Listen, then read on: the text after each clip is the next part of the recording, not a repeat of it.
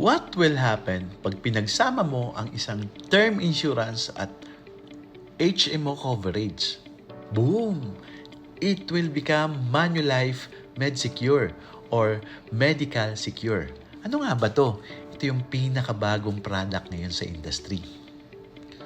Pumili lang ako ng 4 major benefits mula sa mas marami pa nitong benefits. So ano-ano yon? Number 1, extensive medical care. Kasama dito yung inpatient, pag na-confine ka, pag na-admit ka, pag na-hospitalize ka, isa lang po yun, covered yun. Meron din tong outpatient, 60 days before and after confinement.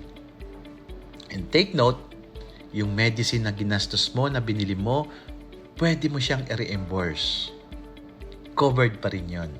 And also, meron din itong emergency treatment, annual check-up. Yung annual check-up niya, hindi lang basic 7.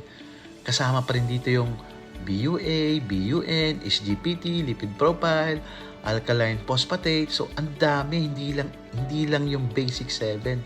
Tapos, pag 30 years old and above ka na, covered ka na rin ng ECG. Pwede ka na magpa-ECG. Kung babae ka naman, pwede kang magpa-pap smear. Then, yung plan 5 million, pag age 14 above ka na, pwede mo nang i-avail yung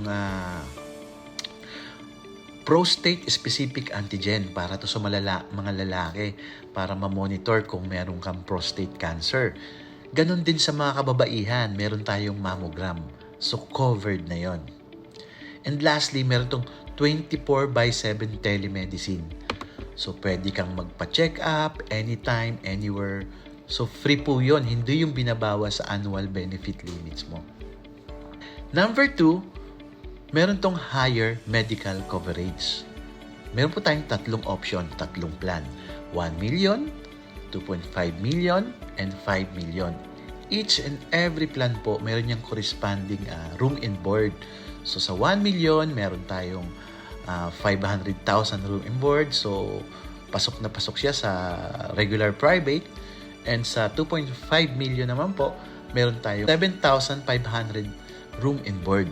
So pwede siya sa large private, lalo na sa mga tertiary hospital.